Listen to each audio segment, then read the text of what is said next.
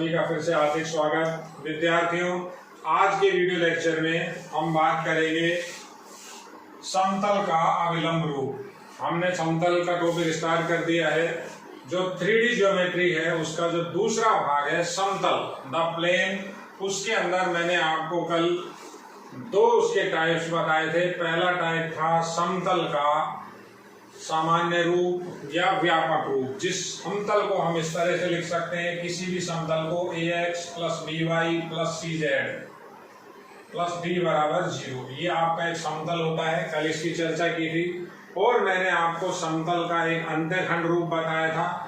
अंत्यखंड यानी कोई भी समतल अगर निर्देशी अक्षों के साथ अल्फा, बीटा और गामा दूरी पर होता है तो उस समतल का समीकरण x upon alpha, y upon beta plus z upon gamma बराबर 1। ये दो के बाद अब हम इसका तीसरा पार्ट, जो सबसे इम्पोर्टेंट पार्ट है, वो करेंगे समतल का अविलंब रूप। सबसे इम्पोर्टेंट बात मैंने आपको ये बताई थी, किसी भी समतल के अंदर, फिर से सुनिए, फिर से समझिए, ये चैप्टर बेटा बहुत इजी है, बहुत सिंपल चैप्टर है। इस चैप्टर में कुछ भी नहीं है, केवल और केवल आपको समझना है। और अब जब आप क्वेश्चन करेंगे तो आपको इसका प्रॉपर डायग्राम कोई ना कोई बनाना पड़ेगा। देखिए, कोई भी आपका मान लेते हैं समतल है, जो सबसे इम्पोर्टेंट बात मैं आपको फिर बता रहा हूँ, आपने ये समतल बनाया, इस चीज को समझेगा जो बच्चा, मेरा मानना है उसका इस चैप्टर में कहीं भी कोई क्वेश्चन ऐसा नहीं होगा जो वो कर नहीं पाएगा। समतल के अंदर सबसे पहले तो बात करते हैं, इसका जो समतल है या तल है, इसकी एक पोजीशन है।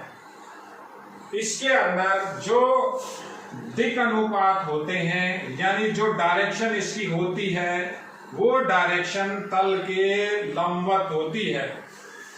जैसे कल भी ये बात बताई थी कि हथेली एक समतल माने अगर आप, तो ये हथेली आपकी पहली समतल, कोई भी एक समतल है तो इसमें जो डायरेक्शन होगी इस समतल की, वो तल के अभिलंबवत होती है। देखिए आप, ये तल के अभिलंबवत बना रहा हूं। अब अगर समतल ऐसे है तो इस समतल में दिक् अनुपात तल के अभिलंबवत होते हैं, तो वो इस तरह से हम निशान लगाते हैं। देखिए, ये तल के अभिलंबवत इस तरह से होगा।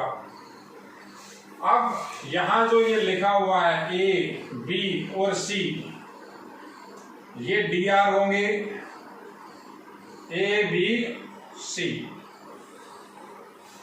किसके? इस रेखा के तल के अभिलंबवत दिक् अनुपात होते हैं। बस, रेखा इसमें कुछ भी नहीं है, यानी जो इस समतल की डायरेक्शन है वो अपने तल में नहीं है, वो 90 डिग्री पर है। केवल ये बात आपको किसी भी तरह से इसमें कंफ्यूज नहीं होना है, ये बात समझनी है। अब देखिए, अब इन दोनों के बाद आज हमारा है टॉपिक समतल का अविलंब रूप। तो अविलंब रूप की हम चर्चा कैसे करेंगे, क्या है उसके अंदर, अविलंब रूप क्या होता है, ये तो समतल की एक जनरल पिक्चर है। अगर कोई समतल है तो अगर मैं अब इसका समीकरण लिखना चाहूं तो ये लिखेंगे ax plus by plus cz, और कोई अचर राशि d की जगह कुछ भी लिख सकते हैं, जैसे d ही लिखा एक बार, ये समतल है। अगर आप कह रहे हैं कि दिक् अनुपात 2, 4 माइनस 3 है, तो अब समतल हो जाएगा 2x plus 4y minus 3z और प्लस d बराबर 0। देखिए आप, समतल में dr दिक् अनुपात तल के लंबवत होते हैं। पहली बात आपको ये याद रखनी है, ढंग से समझनी है। अब समतल का कार्तीय रूप और सदिश रूप पढ़ेंगे, कौन सी फॉर्म में? अविलंब रूप में। अब अविलंब रूप क्या होता है समझिए बेटा। देखिए, ये हमारे पास कोई निर्देशी तंत्र है, x axis, y axis, z axis. ये मूल बिंदु है 0, 0, 0। मूल बिंदु के निर्देशांक 0, 0, 0। मान लेते हैं यहाँ कोई समतल है। समतल किस तरह से दिखाते हैं अपन? किसी भी समतल को अपन जनरली इस तरह से बना देते हैं, मूल बिंदु दीवार का कोई कॉर्नर और ये कोई समतल। अब क्या क्या आपको मिलेगा इसके अंदर? सबसे पहली चीज मिलेगी मूल बिंदु से, ये मूल बिंदु है, मूल बिंदु से समतल पर जब हमने लंब डाला और लंब की आपको लंबाई मिल जाए p, मूल बिंदु से समतल पर मैंने परपेंडिकुलर ड्रा किया, लंब डाला तो लंबवत लंबाई मिलेगी p, दूरी है ये पहली बात। दूसरी बात, जो समतल के तल के अभिलंबवत अगर आपके पास दिक् अनुपात भी है ए बी और सी, समतल के अभिलंबवत दिक् अनुपात ए बी सी है, तो अभिलंब रूप का समतल हम कैसे लिखते हैं? अब आप उसको समझिए, बहुत इंपॉर्टेंट है ये, इसके ऊपर क्वेश्चन हर बार आ रहा है। देखिए दो चीजें मैं क्या बता रहा हूं, मूल बिंदु से डाला गया लंब, दूसरा समतल के दिक् अनुपात, ऐसा ही समझ लीजिए। अब जो समतल के दिक् अनुपात होते हैं तल के लंबवत होते हैं, ये देखिए पिक्चर के अंदर। तो समतल का जो अभिलंब रूप होता है वो होगा क्या? वो इस तरह से होगा, r vector dot n cap plus p. अब एन कैप क्या है?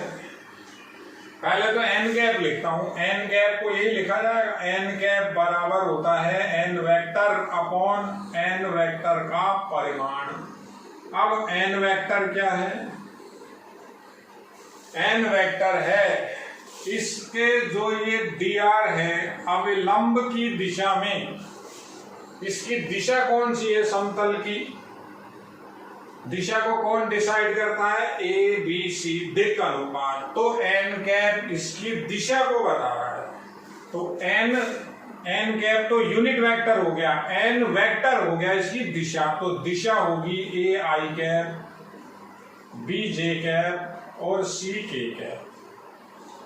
ये आपका पहला जो लिखा हुआ है ये सदिश रूप में समीकरण है। इसमें मैं अभी आपको क्वेश्चन कराऊंगा, ये बात आपको तब क्लियर होगी। क्वेश्चन लिखता हूं, देखिए आप क्वेश्चन, समतल ज्ञात कीजिए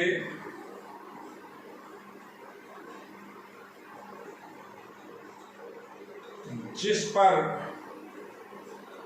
मूल बिंदु से डाला गया, जिस पर मूल बिंदु से डाला गया लंब 4 इकाई, वह मूल बिंदु से डाला गया लंब 4 इकाई, वह दिक् अनुपात 1 2 3 है। देखिए आप, तो आप अगर पिक्चर बनाना चाहें तो सबसे अच्छा काम तो होता है बेटा, हम किसी क्वेश्चन को करें तो उसमें डायग्राम बनाएं। रफ डायग्राम होते हैं सारे, डायग्राम से हेल्प टीचर को मिलती है, तुरंत समझ में आता है, आपको भी आइडिया लगता है कि हमें आगे करना क्या है। साइड में डायग्राम बनाएंगे, थोड़ी सी लैंग्वेज लिखेंगे तो बच्चे को सारी चीजें क्लियर हो जाती है कि डायग्राम इसलिए बना रहा हूं, ये लंब डाल दिया, ये इसके dr हो गए। तो देखिए अगर इसी डायग्राम में मैं क्वेश्चन की बात करता हूं तो ये लंब की लंबाई तो हो गई 4 और ABC जो दिक् अनुपात होते हैं वो हो गए आपके 1 2 और 3। अब सॉल्यूशन लिखें, हल लिखें इसका, तो ये डायग्राम यहाँ साइड में बन जाएगा। हल क्या लिखेंगे? ऐसा पहले लिखना पड़ेगा, माना समतल का समीकरण,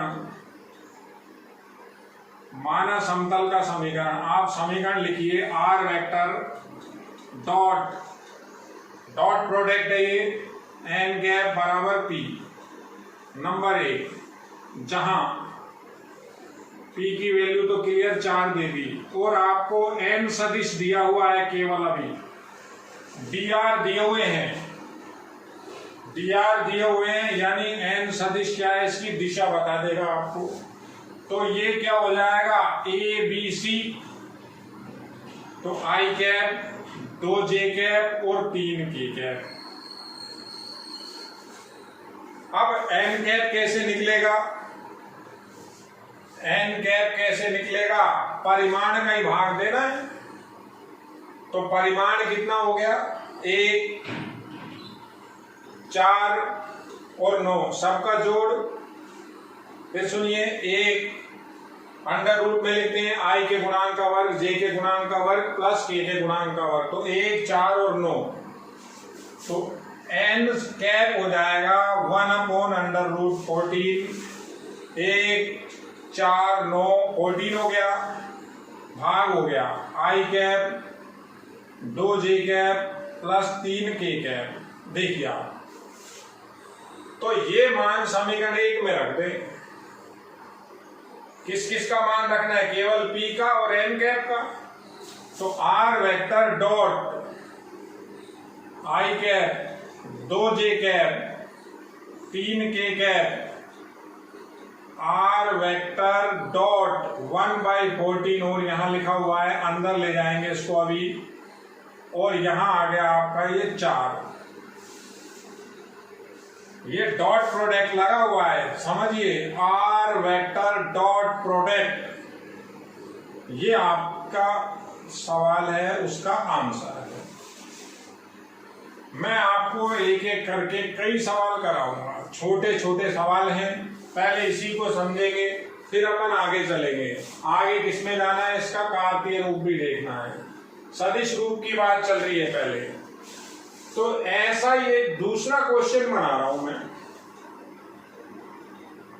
दूसरा इसी क्वेश्चन, डाटा यही रहेगा, क्वेश्चन को मैं कन्वर्ट करूंगा, भाषा बदलूंगा। होता क्या है, भाषा बच्चा पकड़ नहीं पाता, आंसर ये रहा, देखिए आप। तो दूसरा क्वेश्चन लिख रहा हूं मैं, यहां लिखा दूसरा क्वेश्चन, समझिए अब आप।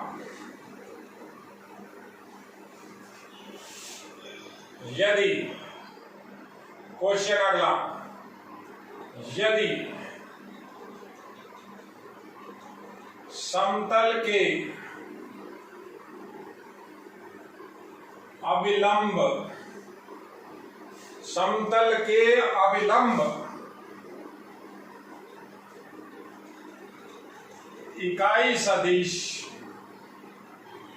I/√3 plus J/√3 minus K/√3 हो,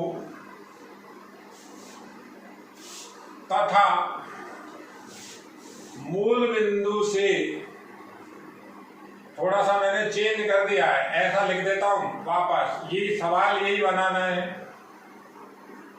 I/14 plus 2J/14 under root में चल रहा है, प्लस 3K/√14 हो, वह मूल बिंदु से डाला लंब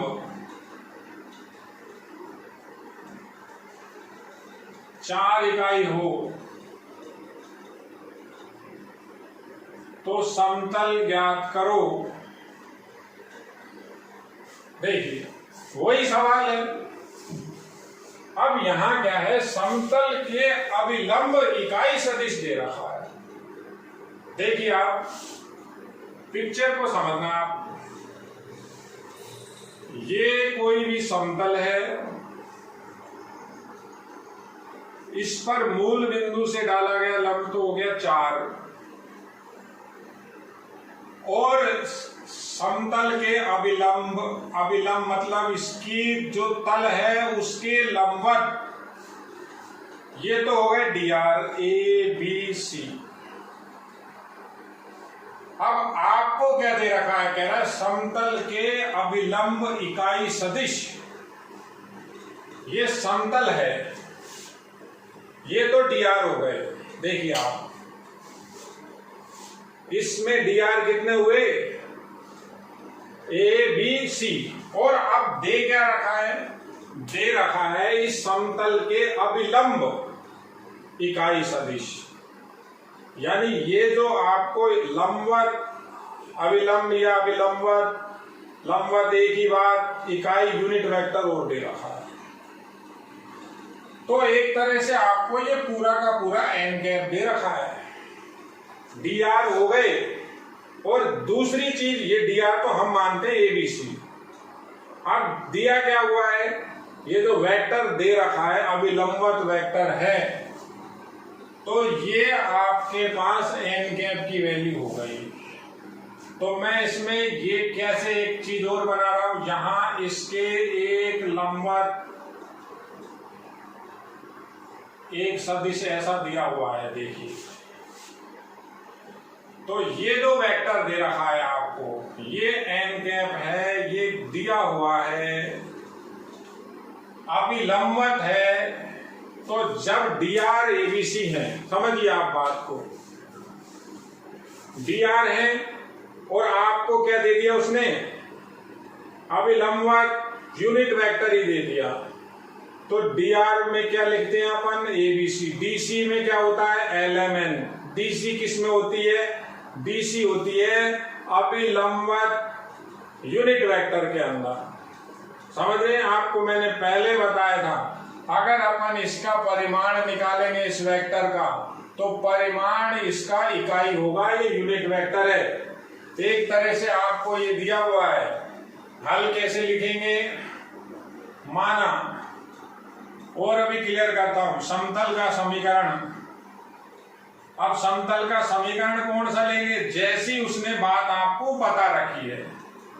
तो समतल का समीकरण r vector dot n cap बराबर p। तो p का मान 4 तो बिल्कुल क्लियर है। अब ये n कैप क्या होता है, ये बताइए।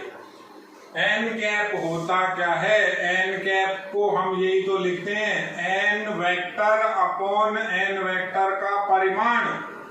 फिर समझिए, देखिए, n कैप निकालें तो dr अगर abc मान रखे हमने, मान लिए, तो ai bj ck, और परिमाण क्या हुआ, under root a square plus b square plus c square.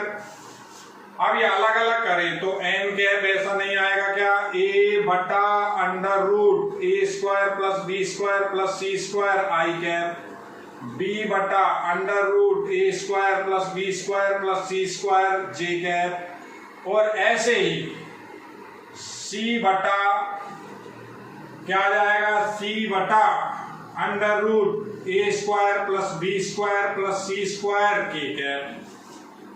तो अब ये क्या हो गया, ये n कैप हो गया, l i cap, m j cap और n k कैप। देखिए l नहीं है क्या, 1 बटा रूट 14। तो सीधा ही n वेक्टर दे रखा है, यहां दे रखा है हमें n वेक्टर। आपको दिया हुआ था दिक् अनुपात, हम मानते हैं दिक् अनुपात abc होते हैं, आपको तो कह रहा है अभिलंबवत यूनिट वेक्टर ही दे दिया। तो इस वेक्टर, ये अभिलंबवत है, कितनी दूर ले जाओ इसको आप, ये तल है, देखिए समतल मेरे हथेली। अब ये आपको दिया हुआ है, ये 90 डिग्री पे ही रहेगा इसके तल के।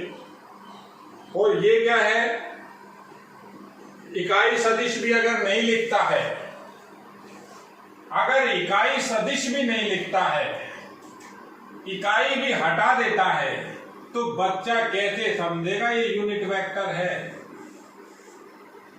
परिमाण 1 दिख रहा है इसमें, देखिए आप, यानी ये इस फॉर्म में लिखा हुआ है, l i cap, m j cap और एन के कैप की फॉर्म है। देखिए, ये चीज मैंने आपको वेक्टर में बताई थी, और मैंने कहा था वेक्टर अब जब समझ में आएगा तो ही आपको ये चैप्टर अगला 3D समझ में आएगा। चैप्टर में कुछ भी नहीं है, ये एबीसी होता है। अभिलंब होते हैं, दिक् अनुपात तल के लंबवत होते हैं। और दे क्या दिया, समतल के अभिलंब इकाई सदिशी दे दिया आपको, तो पूरा का पूरा। तो सीधा का सीधा आपको एन कैप दे रखा है। एन कैप क्या दे रखा है, आई कैप बटा √14 प्लस 2 जे कैप बटा √14 प्लस 3 के कैप बटा √14। इस सदिश का परिमाण इकाई है तो एन कैप यही, कुछ भी नहीं करना है, इसमें दोनों मान रख दो आप। जो इसका आंसर था ये और ये एक ही सवाल है, सवाल को थोड़ा सा लिखने का फर्क है बस। करना क्या है, आर डॉट ऐसे ही रहेगा, आर वेक्टर डॉट प्रोडक्ट यूं का यूं रहेगा, एन कैप का मान रख दे, पी का मान रख दे। सरल भी नहीं करना है अभी, अगर सरल कर लिया तो कार्तीय रूप आ जाएगा, अभी सरल नहीं करना, समझिए आप। और देखिए एक ऐसे ही अगला सवाल, तीसरा सवाल भी मैं इसी पे बताता हूं आपको। देखिए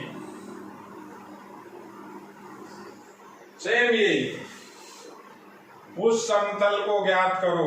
क्वेश्चन अगला,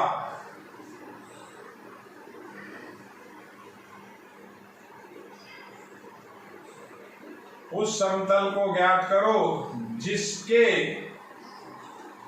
लंबवत रेखा में दिक्कोजाएं 1/√14, 2/√14 व 3/√14 है। वह मूल बिंदु से डाला गया लंब 4 इकाई है। उस समतल को ज्ञात करो जिसके लंबवत रेखा की दिक्कोजाएं दे रखी है, जिसके लंबवत किसी रेखा में, जिसके लंबवत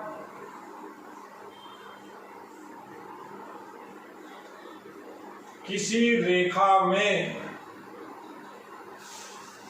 अब मतलब क्या है, ये हमारे पास समतल है, समतल में दिक् अनुपात हो गए ए बी सी लंबवत, और इसके लंबवत कोई रेखा दे रखी है, समतल है, इसके लंबवत कोई सी भी रेखा है, और उस रेखा में क्या दे रखे हैं, डीसी। तो जब हम इसके डीसी निकालेंगे, इसके डीसी कैसे निकालेंगे, देखिए आप, बड़ा सिंपल सा काम है। थोड़ा सा इनको आप 3-3 सवाल को मैं एक ही पैटर्न में बता रहा हूं, एक बार आप खुद समझिए। देखिए मूल बिंदु से डाला गया लंब तो हो गया 4, ये लंब यहां आकर के गिरा, ये तो 4 हो गया। ये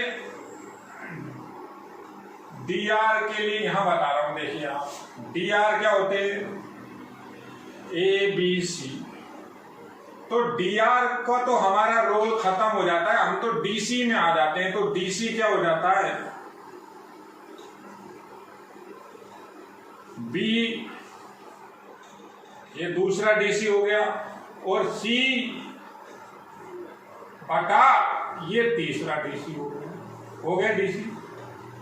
अब ये तल है, इसके लंबवत बनाना यही पड़ेगा मुझे, ये लंबवत हो गई, कोई भी रेखा है ऐसे लंबवत रेखा है, ये बाहर है, और इसके डीसी दे दिए। इसके डीसी क्या, 1/√14, 2/√14 और 3/√14। तो अब बताइए, जब ये डीसी और ये दोनों रेखाओं की डायरेक्शन तो सेम है, तो दोनों डीसी भी बराबर हो गए। तो हम क्या करेंगे, ये डीसी यहां से यहां काम में ले लेंगे।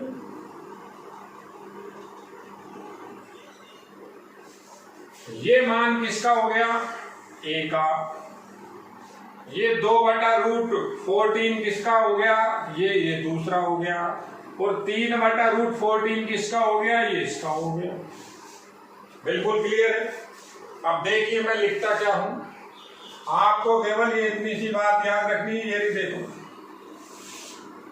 डायग्राम देखा, डायग्राम में एक बार हटा रहा हूं। मैं क्या लिखूं आंसर में, डायग्राम साइड में बनाना है आपको, डायग्राम में कोई दिक्कत नहीं आएगी बनाने में। क्या लिखें, माना हल समतल का समीकरण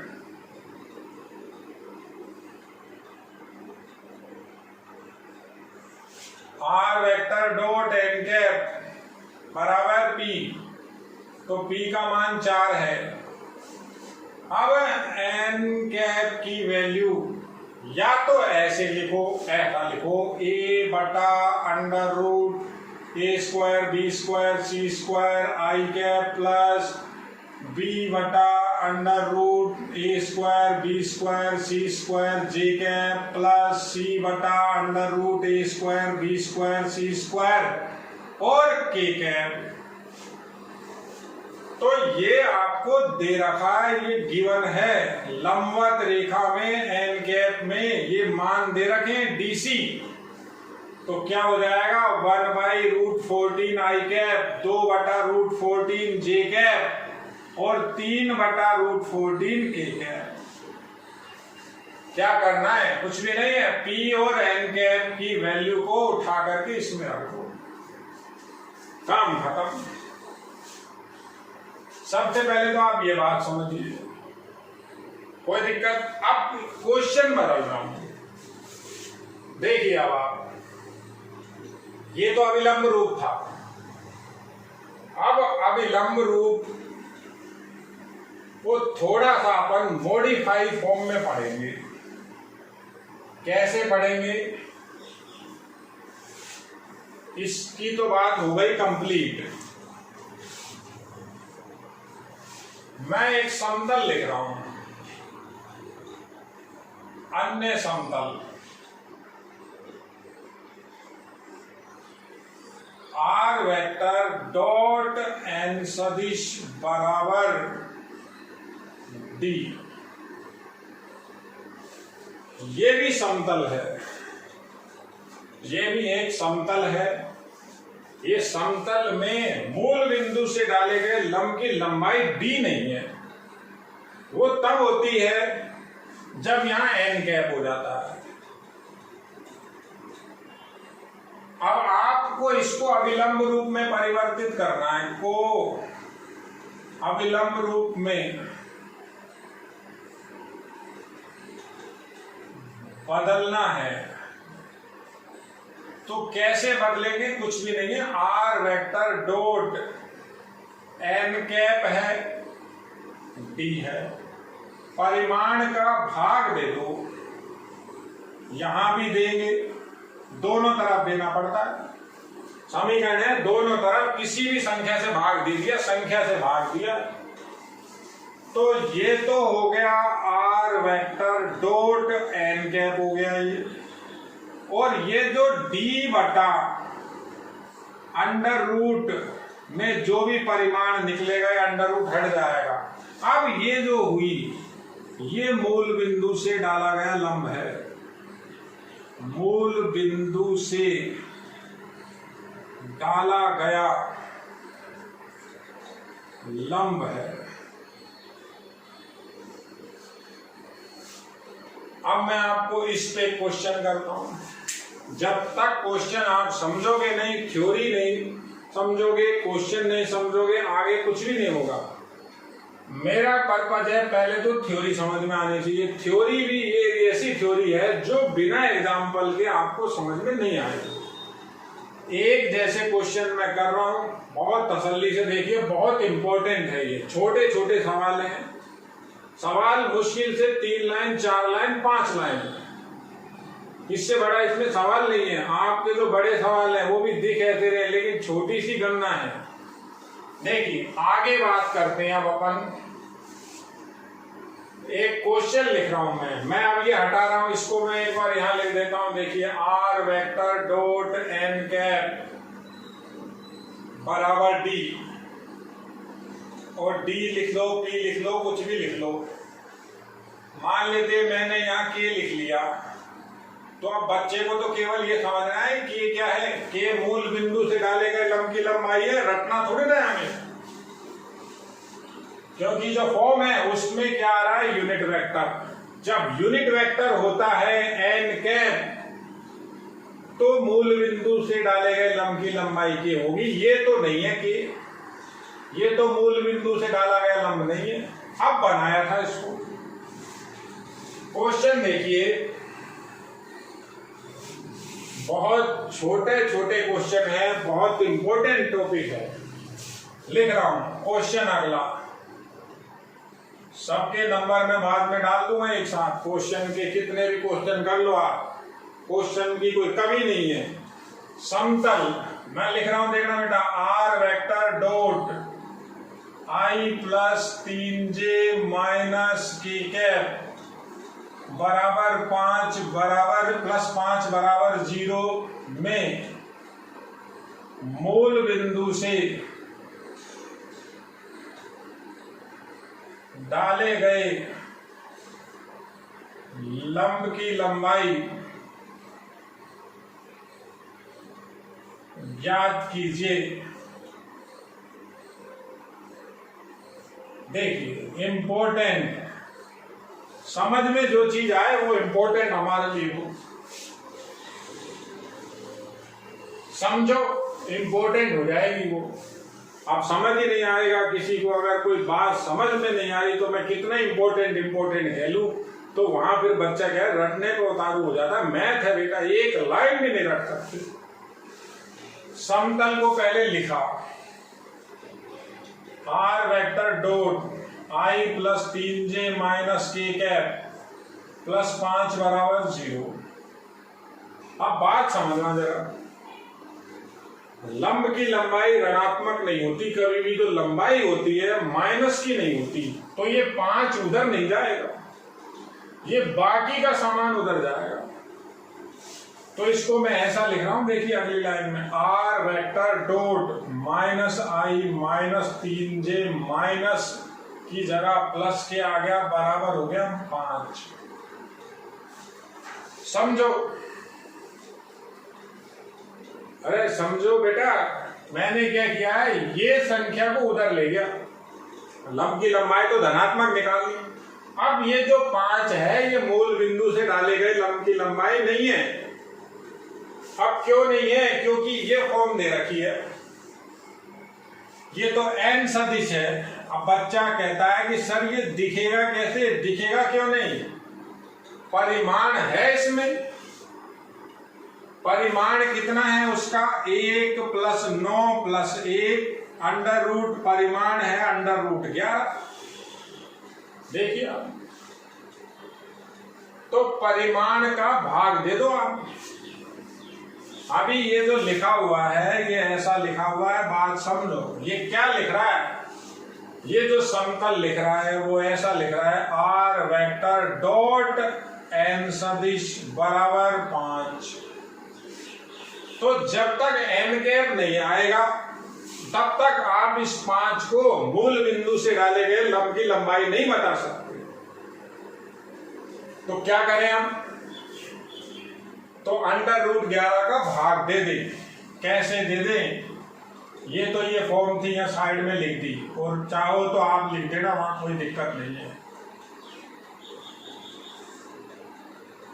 तो परिमाण का भाग दो, तो r vector dot i plus i minus 3j plus k cap, यहां भी भाग दे दिया अंडर रूट 11 से, और यहां दे दिया 5 बटा अंडर रूट 11 से। अब ये जो फॉर्म बन गई, ये बन गई r vector dot n cap बराबर 5 बटा अंडर रूट 11। तो अब मूल बिंदु से डाला गया लंब आ गया। यहां मूल बिंदु से डाला गया लंब, मूल बिंदु से डाला गया लंब अंडर रूट 5 बटा अंडर रूट 11 इकाई है। देखिए समझिए, ये देखिए दोनों एक ही बात बताइए। ये क्या है, मूल बिंदु से डाले गए लंब की लंबाई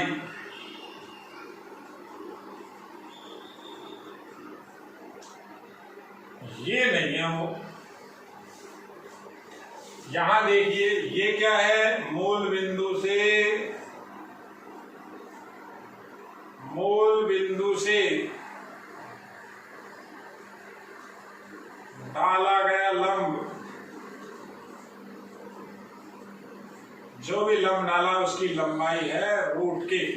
देखिए बेटा, इस वीडियो लेक्चर को आप समझते हैं अगर सही मायने में, तो ये मानिए आपका समतल जो है अब खत्म है, कुछ भी नहीं है। और ये जो चैप्टर है बेटा बहुत शानदार और बहुत इंपॉर्टेंट चैप्टर है। बच्चा इसी चैप्टर में थोड़ी बहुत गड़बड़ करता है। 7 नंबर का ये चैप्टर है आपका, आप इसको सावधानी से देखिए। देखिए बेटा,